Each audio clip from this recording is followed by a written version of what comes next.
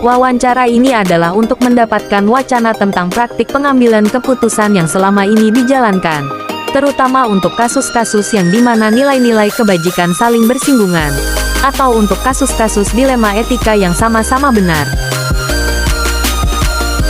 Wawancara ini dilakukan secara online atau melalui video call aplikasi WhatsApp. 1. Selama ini, apakah ada terjadi di sekolah Bapak kasus-kasus yang merupakan dilema etika atau pembangun moral? Jika ditanya di sekolah saya, apakah pernah terjadi atau ada kasus yang merupakan dilema etika atau pembangunan moral?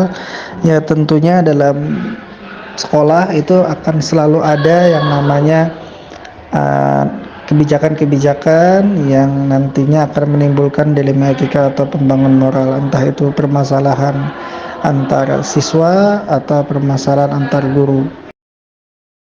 2. Kalau ada, apakah Bapak bisa menjelaskan atau menjabarkan kasus bagaimana itu? Misal kita ambil contoh kasus pelanggaran tata tertib siswa, yang mana di dalam tata tertib kita di sekolah ini misalkan ada siswa yang melanggar tata tertib dengan kategori berat, maka sanksi atau konsekuensinya adalah dikeluarkan dari sekolah. Nah tentunya ketika kejadian itu terjadi, maka akan banyak ada dilema etika yang muncul dalam nantinya penyelesaiannya. 3. Bagaimana Bapak dapat mengidentifikasi kasus-kasus yang merupakan dilema etika atau pembangun moral? Kalau ditanya bagaimana mengidentifikasinya, maka kita akan melihat dalam kasus ini apakah sama-sama posisinya dalam benar atau ada pertentangan benar dan salah. Dan kadang kita dihadapkan dengan keadaan yang memang kita harus pertimbangkan banyak mudaratnya atau banyak keburukannya atau banyak kebaikannya, karena dalam hal-hal yang seperti ini biasanya apapun yang kita ambil itu akan ada efek negatif yang muncul. Nah jadi kita akan berada di persimpangan ini untuk menentukan kebijakan yang akan diambil. 4. Selama ini, bagaimana Anda melakukan pengambilan keputusan di sekolah Anda? Terutama untuk kasus-kasus di mana ada dua kepentingan yang sama-sama benar atau sama-sama mengandung nilai kebajikan. Selama ini di sekolah saya, untuk keputusan-keputusan yang diambil itu keputusannya dilakukan oleh kita sebagai kepala sekolah.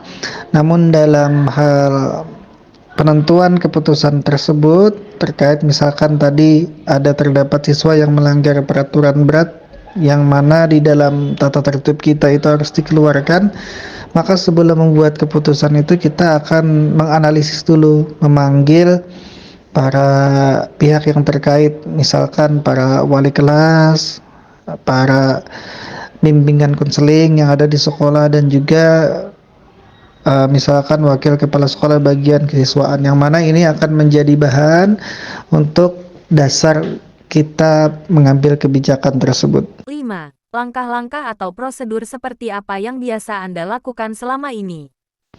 Kalau langkah-langkah yang biasa kita lakukan ya sederhana, yaitu musyawarah. Musyawarah di sini artinya kita minta pendapat kepada teman-teman atau bagian-bagian yang terkait, seperti yang saya jelaskan tadi, misalkan guru yang menjadi wali kelas anak tersebut.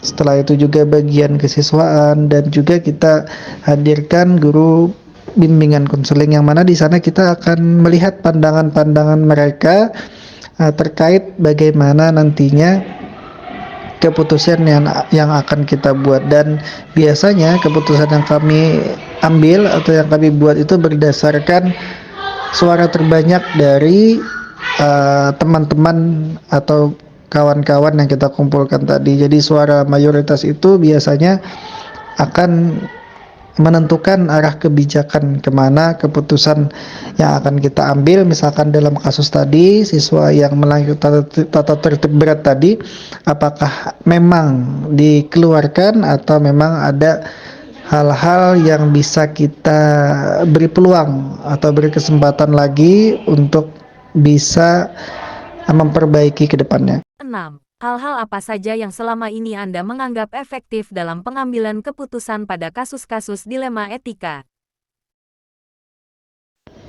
Hal yang saya rasa efektif yaitu tadi musyawarah, saya minta pendapat karena memang kita sebagai pimpinan itu jarang terlibat langsung dalam suatu hal, karena orang-orang pelaku atau yang terlibat langsung itu adalah orang-orang yang kita bagikan tugas-tugasnya. Misalkan seperti yang tadi, kesiswaan, dia akan banyak bersinggungan dengan siswa, maka tentunya ketika ada permasalahan dengan siswa, apalagi hal-hal yang kategorinya berat, tidak mungkin kita tidak melibatkan dan tidak minta pendapat atau pandangan dari wakil kepala sekolah bagian kesiswaan tersebut. Nah, tentunya hal-hal ini akan menjadi referensi kita untuk bertindak atau memutuskan ke mana arah yang paling banyak manfaatnya tadi. 7. Hal-hal apa saja yang selama ini merupakan tantangan dalam pengambilan keputusan pada kasus-kasus dilema etika? Kalau yang kita rasakan untuk tantangan dalam pengambilan keputusan pada kasus-kasus dilema etika ini, yaitu akan adanya pertentangan atau perbedaan pendapat dari kawan. Misalkan seperti yang tadi, kalau misalkan anak itu melanggar tata tertib yang berat, maka akan dihadapkan dua pilihan, yaitu kita akan mengeluarkan anak tersebut sesuai dengan tata tertib, namun akan ada rasa kurang nyaman karena kita di sekolah itu sifatnya mendidik, dan kalau kita langsung mengeluarkan itu ada rasa hal yang kurang nyaman karena kita tidak bisa tadi mendidik anak tersebut. Sedangkan jikalau kita pertahankan, jikalau kita tidak melakukan sanksi yang tertulis atau tatip yang sudah kita sepakati tadi, maka juga akan ada menimbulkan efek, yaitu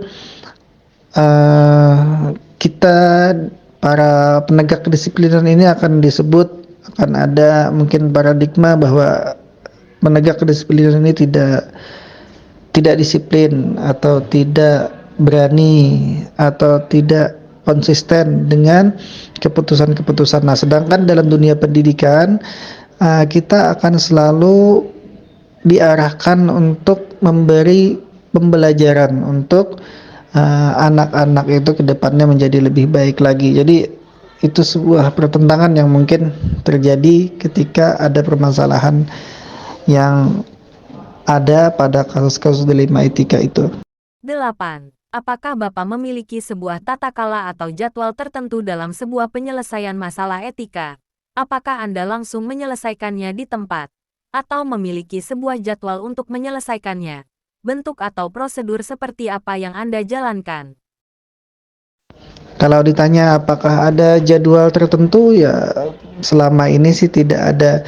Jadi kita berkomitmen jikalau ada permasalahan maka akan secepatnya diselesaikan. Jadi kalau ada kendala atau menemukan apalagi masalah dilema etika tadi, maka kita akan sesegera mungkin mengumpulkan orang-orang. Cuma prosedurnya seperti itu tadi, kita bermusyawarah terkait dengan orang-orang yang memang kita tunjuk tugasnya sebagaimana mestinya tadi, dan kita tidak bisa memutuskan segala sesuatunya sendiri, namun sesuatu yang diputuskan itu akan selalu melalui kita. Namun keputusan yang diambil itu berdasarkan pendapat, berdasarkan pandangan atau saran dari kawan-kawan yang memang membidanginya. 9. Adakah seseorang atau faktor-faktor apa yang selama ini mempermudah atau membantu Anda dalam mengambil keputusan dalam kasus-kasus dilema etika? Saya rasa dalam pelaksanaan atau dalam pengambilan keputusan ini ya banyak sekali yang saya rasa membantu terkait dengan bidangnya tadi. Misalkan kalau masalah siswa, maka yang banyak membantu saya adalah wakil kepala sekolah bagian kesiswaan. Kalau tentang masalah misalkan guru-guru, maka biasanya yang banyak saya libatkan adalah wakil kepala sekolah bagian kurikulum. Kalaupun masalah ya misalkan sarana dan prasarana maka kita akan libatkan bagian sarpras. Jadi seperti itu konsepnya. Tidak dominan ke satu orang tapi berdasarkan permasalahan yang muncul berkaitan di bidang apa, maka bidang-bidang itulah yang akan kita bawa dan kita mintai bantuan dalam menyelesaikannya. 10. Dari semua hal yang telah disampaikan, pembelajaran apa yang dapat Anda petik dari pengalaman Anda mengambil keputusan dilema etika? Kalau pelajaran yang saya ambil dari pengalaman kita sebagai kepala sekolah, bahwa setiap kebijakan dan keputusan yang kita lakukan itu alangkah baiknya harus selalu berdiskusi, bermusyawarah dengan orang-orang yang kita amanahi tugas. Karena dari sana kita akan mendengar banyak pendapat atau pandangan langsung orang yang di lapangan agar nantinya tidak menimbulkan keputusan yang kurang adil.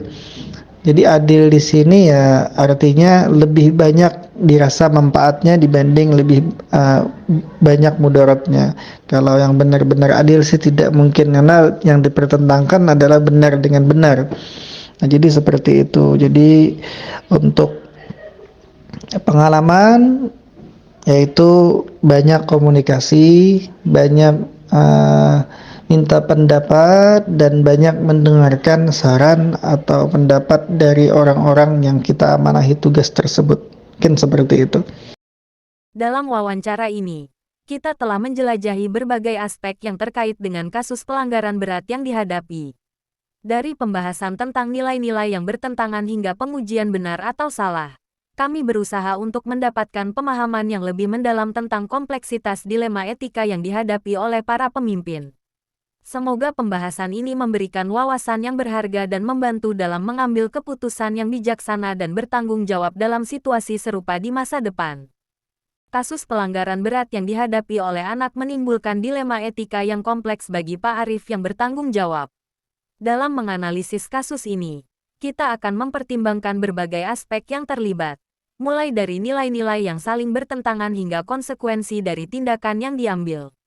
Mari kita telusuri lebih lanjut bagaimana pengambilan keputusan dapat dilakukan dengan mempertimbangkan berbagai faktor yang relevan dalam menangani kasus ini dengan bijaksana dan etis.